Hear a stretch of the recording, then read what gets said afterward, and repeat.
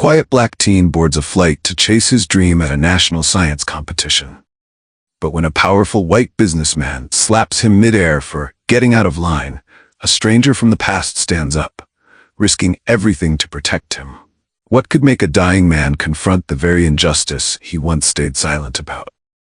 If this story already has you thinking, don't forget to like the video, share it with someone who cares about justice, and subscribe for more powerful true-to-life stories. Now, let's go back to where it all began. Michael Novak hadn't been on a plane in over 2 decades. He used to say the world could fly without him just fine. But that was before the diagnosis, before the countdown began.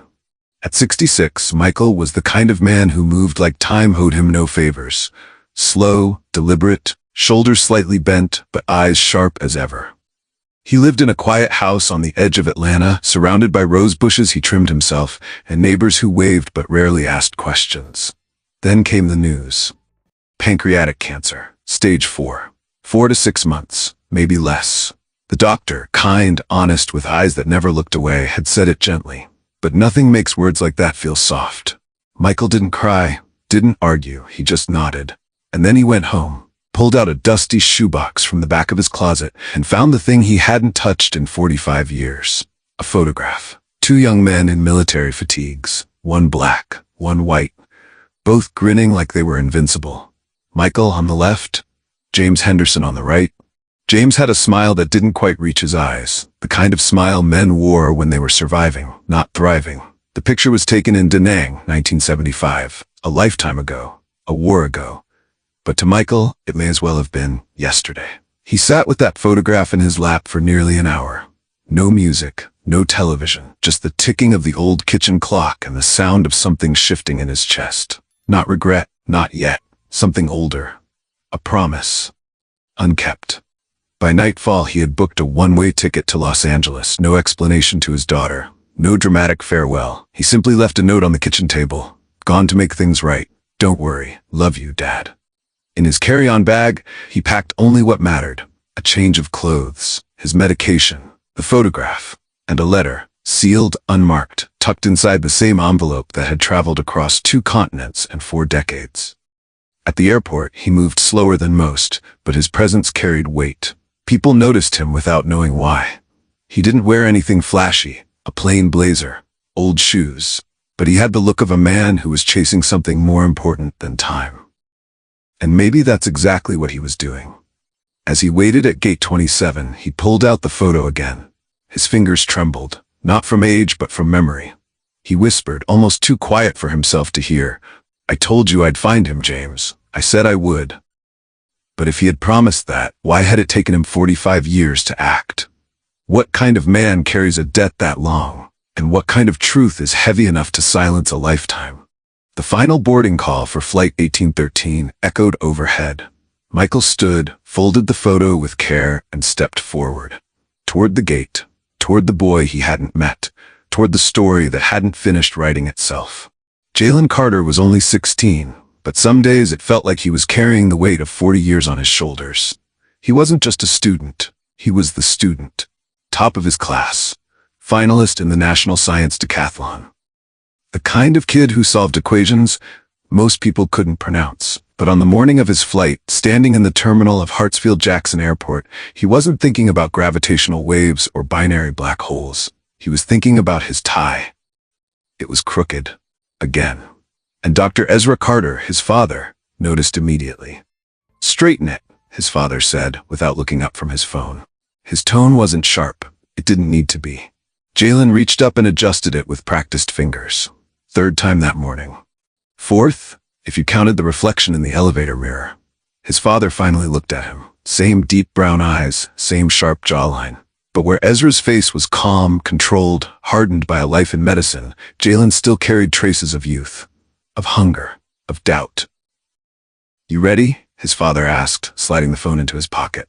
"I think so," Jalen said. Ezra Carter narrowed his eyes. "You know so," he corrected. "You've run this presentation 20 times. 24, Jalen murmured. Ezra gave the smallest nod, the closest thing he allowed to approval. Then, after a pause, he added the sentence Jalen could recite by heart. "Son, you know the rules. You're black. That means you've got to be twice as good. twice as patient, and if the world decides to test you, twice as calm. Jalen didn't respond, not because he disagreed, but because he had already built that truth into his bones. It was why he never raised his voice. Why he dressed like he was headed to a job interview, not a science fair. Why he didn't flinch when someone followed him too long in a store. Being brilliant wasn't enough. You had to be brilliant without giving anyone a reason to doubt it.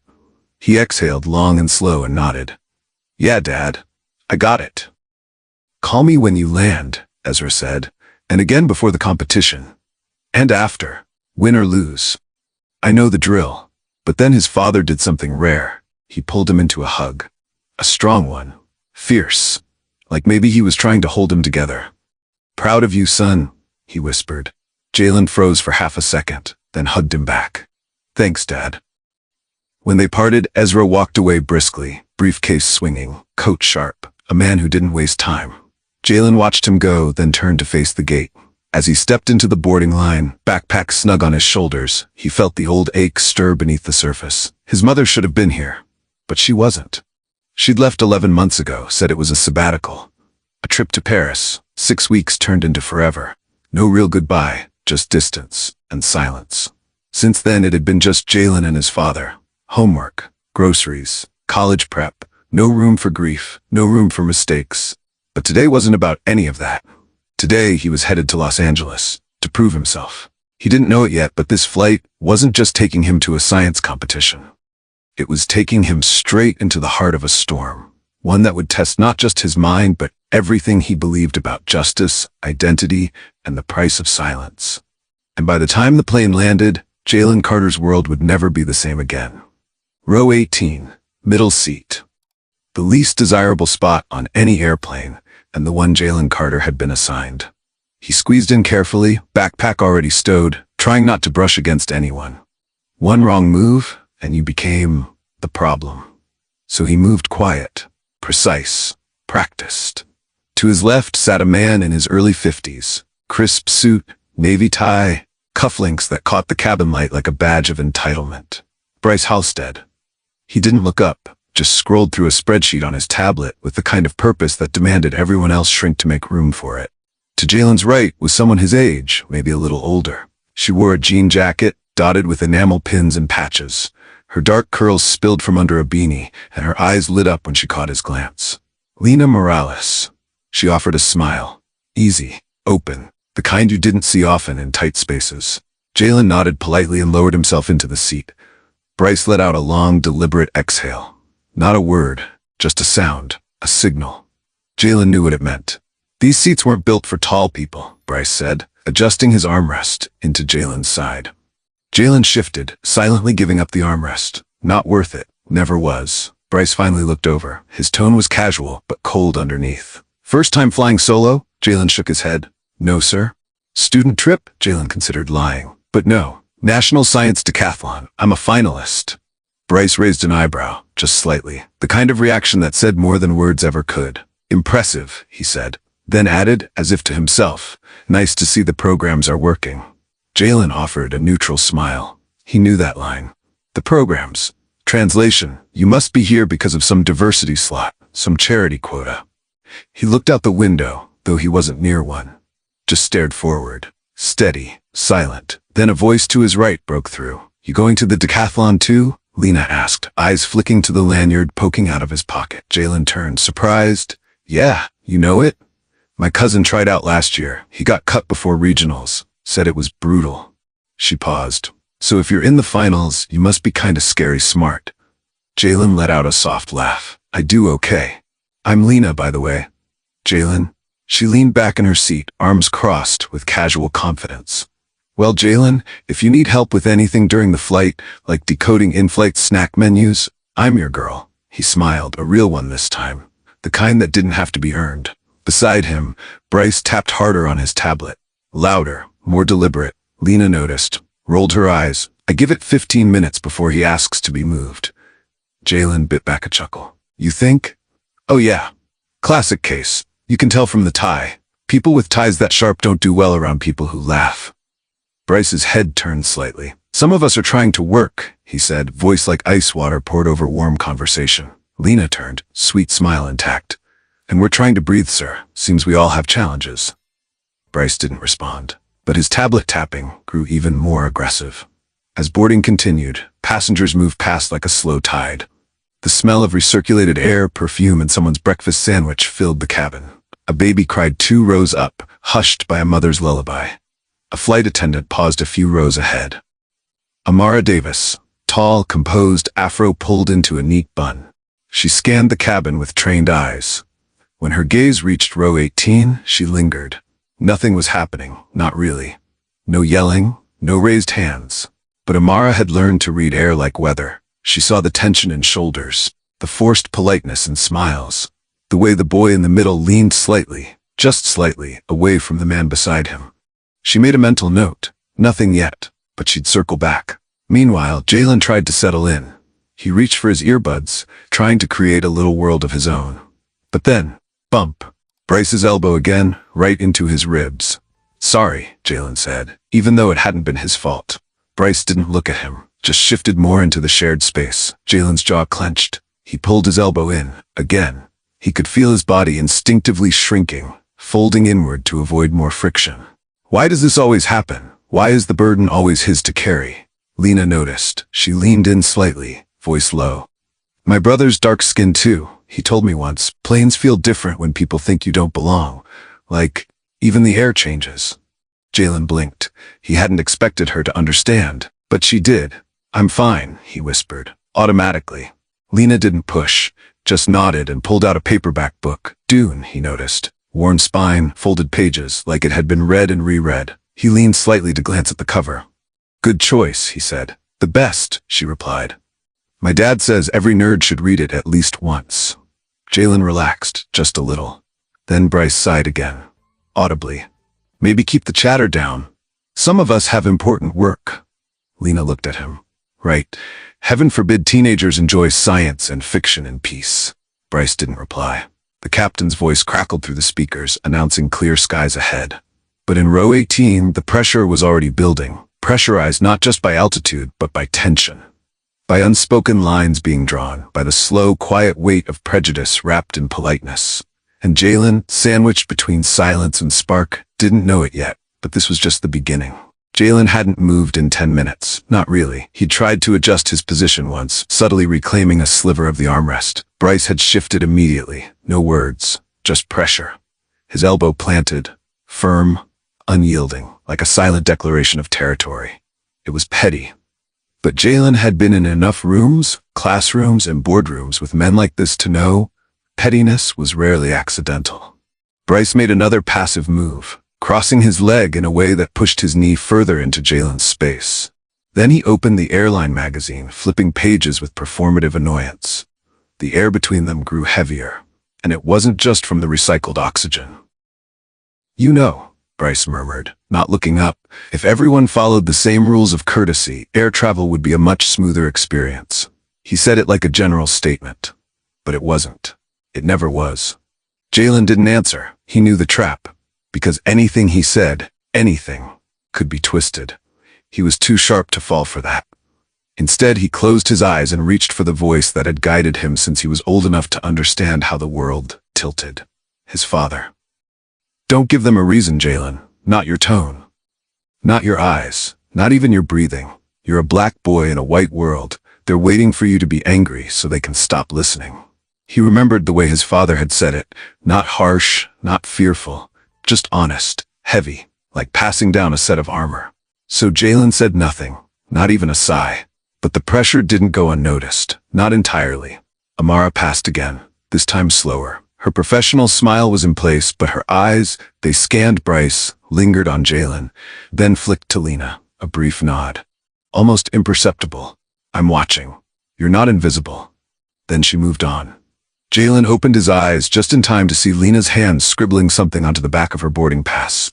She folded it once, then twice, and slipped it toward his tray table with a flick of her fingers. He hesitated, then opened it. If he says anything or touches you again, tell me. I got you. You're not alone. For a second, the words blurred. Not because of turbulence, not because of exhaustion, but because something in him unclenched. He looked over. Lena didn't say anything, just tilted her head, eyebrows raised like, well? He gave the smallest nod, folded the note, slid it into his hoodie pocket, then looked down at his hands, resting on his knees. Still, calm, composed. Except they weren't. His right thumb tapped against his thigh, a nervous rhythm, barely noticeable, but it betrayed him. Around them, passengers scrolled through phones, dozed off, watched sitcoms on tiny screens. No one seemed to notice the dance happening in row 18. But to Jalen, it was deafening. The hum of the engines, the rustle of Bryce's magazine, the weight of his presence. This wasn't turbulence you could see on the flight tracker. It was the kind that lived inside bones. Jalen looked ahead, focusing on the safety card tucked into the seat pocket. The little illustrated people, frozen in practiced emergencies. They always looked so calm. He wondered what their instructions would be for this kind of pressure. For elbows that cut like silence. For words that didn't shout, but still bruised. The plane leveled off and the captain's voice came on to announce cruising altitude. But Jalen already knew where he was. In the sky, yes. But more than that, he was in that space. Black boys know all too well, where dignity is a balancing act, where silence is mistaken for weakness, and the smallest reaction can become a headline. He closed his eyes again, not to sleep, but to survive. And beside him, Lena Morales folded her arms, not because she was tired, but because she was ready. The plane shuddered, not much, just enough to make a few heads lift from neck pillows and trigger the reflexive ding of the seatbelt sign. A pocket of turbulence, the captain called it. Nothing to worry about. But inside row 18, the tension had already been shaking long before the aircraft did. Bryce Halstead adjusted his cuffs, looked around at the quiet hum of conversation and movie noise, and then, without invitation, spoke again. "You know what I miss?" he said aloud, voice pitched just high enough for Jalen and Lena to hear. Silence. Back when people had a little respect for shared space. Lena didn't look up from her book. Jalen stared at the tray table. Neither said a word. Bryce continued anyway. "Used to be, when I traveled, people knew how to behave, especially young people. Now it's all TikToks and loud talk about imaginary problems." His tone was calm. His smile was even. But his eyes, sharp, assessing. Then came the shift. "Take this whole diversity thing. It's gone too far," Bryce said. He flipped a page on his tablet, though it was clear he wasn't reading. "Now it's not about being the best for the job. It's about checking boxes, optics, appearances." Jalen stiffened. He didn't move, didn't speak, but every syllable landed like static against his skin. Bryce kept going. "I had a colleague, brilliant guy, 20 years of experience, passed over for a promotion in favor of someone with the right background. Guess that's the price of progress, huh?" Lena slowly turned her head. "What exactly do you mean by the right background?" she asked, voice light but razor sharp beneath it. Bryce smiled. "The kind that looks good on a brochure." Jalen felt heat creeping up the back of his neck. Not anger, not yet, just knowing. The familiar ache of being the unspoken subject of a conversation that pretends not to be about you. Behind them, in row 25, Michael Novak sat rigid. He hadn't meant to eavesdrop, but he'd caught every word. And now his hands, resting in his lap, were clenched tight around something delicate. A photograph, worn, folded, frayed at the edges. Two young men, arms slung over shoulders, grinning through the sweat and dust of Vietnam. James Henderson and himself. 1975. Michael stared at it now, as if the image might offer instructions. As if the ghost of that moment might whisper what to do. Bryce's voice floated back again. "People act like they're still fighting for civil rights. Newsflash, we elected a black president, twice. What more do they want?" That was it. Michael exhaled, sharply. His fingers curled tighter around the photograph, knuckles white. He had heard these words before. Different time, different speaker, same poison. He remembered 1975, Da Nang, the way James had stood between a frightened Vietnamese child and an American officer's rifle. How Michael had said nothing, done nothing. And how, days later, James had taken the fall for something Michael could have stopped. Should have stopped, but didn't. The silence had haunted him for 45 years, and now here he was, in a metal tube at 36,000 feet, hearing that same arrogance, that same entitlement, directed not at James but at someone new, someone young. Michael looked up from the photograph. Over the top of the seats in front of him, he could just see the boy's head, Jalen's tight coils of hair, his still posture, the line of tension in his neck. A question bloomed in Michael's chest, louder than any engine roar. Is this the moment I do what I should have done back then? He closed his eyes, drew in a breath as deep as the altitude would allow. It was just turbulence, the captain had said, but Michael Novak knew better. Some storms came from the sky, others came from history, and this one had been building for decades. It was almost over. The plane had begun its slow descent into Los Angeles. Seatbacks upright, tray tables locked, flight attendants walking the aisle with tired smiles and practiced eyes. Jalen shifted in his seat, reached into the pocket of his hoodie to grab his phone. He wanted to save Lena's number before they landed, before the moment passed. As he pulled it out, his elbow, barely accidentally, brushed against Bryce's forearm. A small touch, a nothing. But Bryce Halstead flinched like he'd been struck. He turned. Sharp. Cold. Watch it, he snapped. That's twice now. Jalen blinked. I'm sorry, you don't get to just grab and reach and shove into people's space because you feel like it. Bryce's voice was rising now. Do you understand what personal space is? It was an accident, Jalen said calmly, quietly. Of course it was, Bryce sneered. It always is with you people. And then, it happened. In one sudden, savage motion, Bryce's hand lashed out and struck Jalen across the face. The sound echoed in the cabin, a clean, brutal crack. Time stopped. Everything, absolutely everything went still. No one moved. No one breathed. The chatter died. The coughs died. Even the rustle of the ventilation seemed to pause, as if the plane itself was stunned. Jalen sat frozen, hand halfway up, cheek burning. He didn't speak, didn't cry out, didn't even blink. He'd been taught too well, too early. Never react first. Never give them a second hit. Across the aisle, a woman gasped. Lena was on her feet in an instant, voice slicing through the silence. What the hell is wrong with you? Bryce stood too, already defensive. He hit me first. He pushed me. He's been disrespectful all flight. He brushed your elbow, Lena shouted, because he was taking out his phone. That's it. The cabin was no longer quiet. A wave of murmurs began to ripple through the rows. He hit him. Did you see that? Was that kid just slapped? Start filming.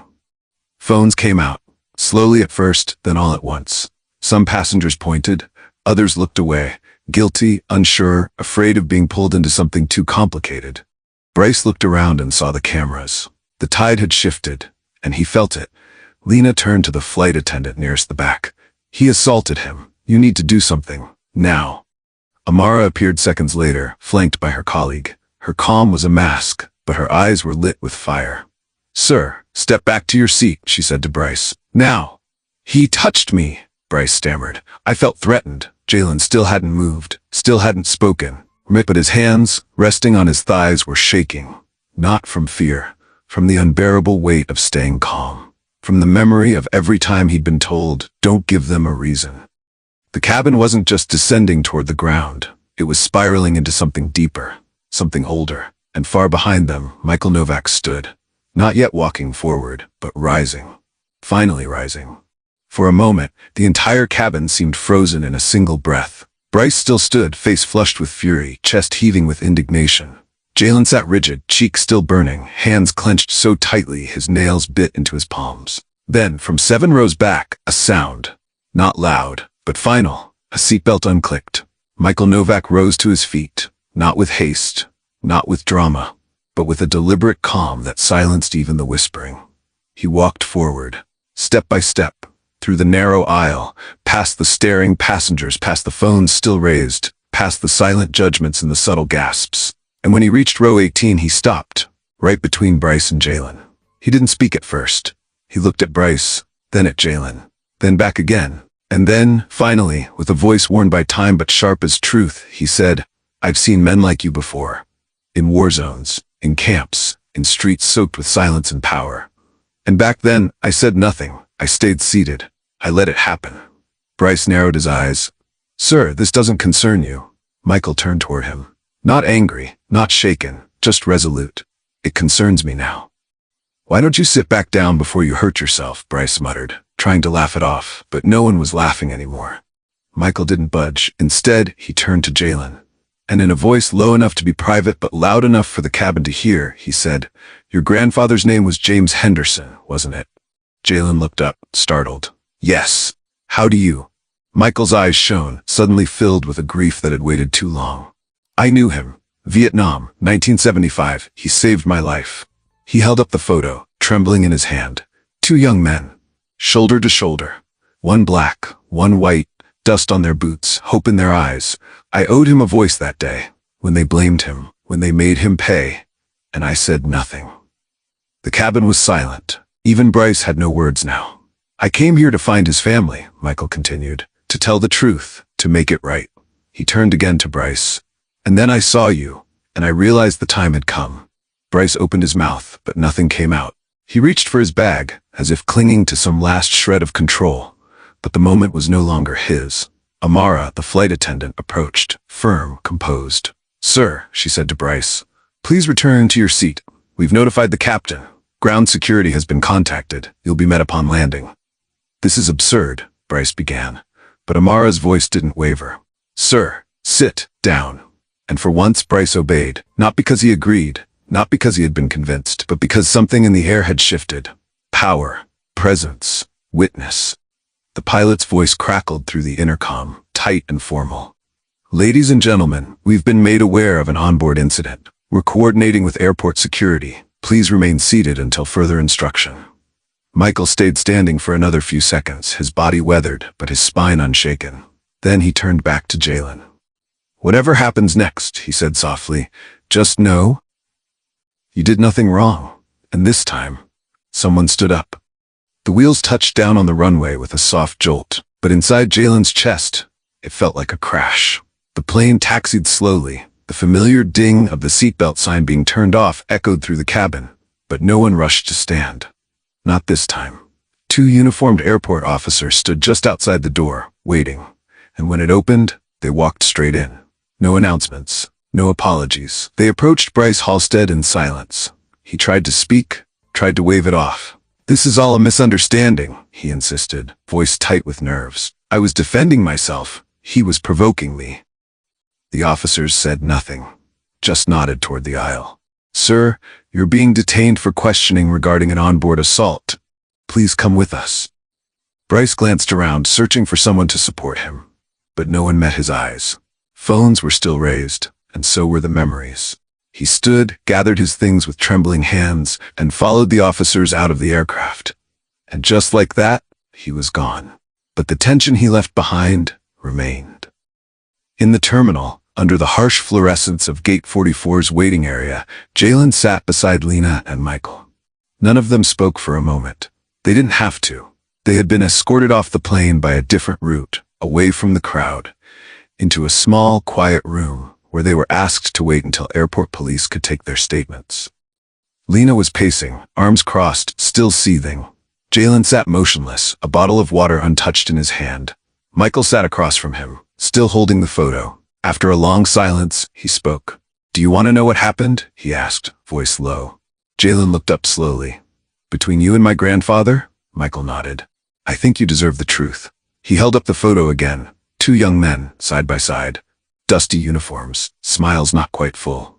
His name was James Henderson. He was brave, smarter than most of us. But more than that, he was good, kind, in a place where kindness was a risk. Michael's eyes grew distant, the memory taking shape in the air between them.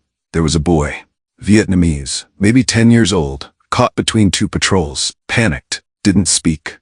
One of our officers thought he might be hiding something. James stepped in, protected him, said no one lays a hand on a child while he's around. Michael's voice faltered. The officer didn't like that, said James was insubordinate, said he was overstepping. He paused. Lena had stopped pacing. She was listening now too. They couldn't prove anything, but they made it about something else. An unauthorized departure from post. Filed a report, built a case, and I knew it was wrong. Michael swallowed hard. I knew what they were doing, and I said nothing. Jalen's eyes didn't leave him. I told myself I couldn't jeopardize my record. I told myself I didn't see enough to testify. But the truth was, I was afraid. He looked down at his hands. Afraid of what the other soldiers would say. Afraid of what it meant to stand up for a black man, especially back then. A long silence settled in. Then Michael met Jalen's gaze. I carried that silence for 45 years. Every year, every decade, it got heavier. Jalen spoke softly. And you think standing up for me today fixes it? Michael didn't blink. No, he said. It doesn't fix it. I'm not naive, but it's a start. He looked down at the photograph in his lap. Maybe I can't undo the damage, but I can make sure the next boy like your grandfather, or like you, doesn't stand alone. Jalen didn't answer. Not right away, but something in his posture shifted. A fraction of his weight lifted. Not forgiveness, not yet, but recognition and maybe understanding. Outside the room, the world continued on. Baggage claims whirred. Children cried. People rushed to make connections. But inside that room, time had paused. 3 people. 3 stories. 1 reckoning, and the quiet question still hung between them. Can silence, even over decades, be broken loud enough to matter? The officer's tone was neutral. Not cold, not warm, just procedural. We've documented statements from flight crew and multiple witnesses, he said. What happens next is up to you. Jalen sat still, the question hanging in the air, like the final question on a test that actually mattered. Do you want to press charges? It should have been simple. A man had hit him. In public. Without provocation. There were cameras, witnesses, even strangers who stood up for him. But somehow, it wasn't simple at all. His throat felt dry. His cheek still ached, though the redness had faded. The weight wasn't physical anymore. It was moral. What kind of person do I want to be after this? Jalen asked for a moment, stepped away into a quieter hallway, pulled out his phone. Called the one person whose voice always found a way to cut through the fog. His father. Dr. Ezra Carter answered on the second ring. Son? His voice was tight, worried, barely masking the edge of panic. I saw the video. Are you okay? I'm fine, Dad, Jalen said. And I didn't hit him back. There was a pause, brief but full of meaning, pride, relief, pain. Then Jalen explained what the officer had said, what Michael had done, what Lena had stood for. I don't know if I should go through with it, he said. Pressing charges, I mean. What if it just makes things worse? His father was silent for a long moment. Then, justice doesn't come from anger, son. Not the kind that lasts. It comes from courage. From deciding that your pain won't stop with you. That the next kid like you won't have to be as brave because someone already was. Jalen closed his eyes. He knew the answer. He'd known it before he made the call. He just needed to hear it from someone who'd carried that same weight before. Back inside, Jalen returned to the officer, voice steady, back straight. Yes, he said. I want to press charges. The officer nodded, quietly, respectfully, and with that something shifted. Not in the air, not in the room, but inside Jalen. The moment he chose not to stay silent, he stopped being only a victim and became something more. That evening, after the noise had faded and the interviews were done, Jalen met Michael at a small diner near the hotel. Nothing fancy, just a corner booth, a warm plate of food, and 2 men, one young, one old, both changed. They didn't talk much at first. They didn't have to. There are silences that wound, but there are also silences that heal. After their meal, Michael reached into his coat pocket, unfolded the worn photograph one last time. He passed it across the table to Jalen. I kept this for 45 years, he said. Not as a reminder of who I failed, but of who I still owed. Jalen stared at it, at the 2 young men in the picture, his grandfather, and the man who finally stood. He swallowed hard, voice thick with something he couldn't quite name. I'll carry his name, he said softly, like he carried you. Michael's lips trembled, his eyes blinked, but the tears didn't wait. Not this time, he whispered back, and in that moment, with no applause, no headlines, no declarations, a circle closed. Not perfectly, but powerfully. And the legacy of a man once silenced was now being carried by a boy who had found his voice. Sometimes the most powerful stories aren't the loudest, they're the quiet ones. About standing up when it's hard, speaking truth after years of silence, and choosing courage over comfort. This story wasn't just about a boy on a plane, or a man haunted by his past. It was about what happens when we decide that dignity matters. That doing the right thing, even decades later, still means something. If this story moved you, inspired you, or made you think of someone who needs to hear it, please give it a like, share it with a friend, and don't forget to subscribe to Mr. Mac's Stories. Your support isn't just numbers. It's what gives our creative team the motivation to keep bringing you stories that matter. Stories that echo beyond the screen and into real life. Thank you for spending your time with us. We hope you'll come back, not just for the stories we tell, but for the values we share. We'll see you in the next one. Until then, stay kind, stay brave, and never stay silent.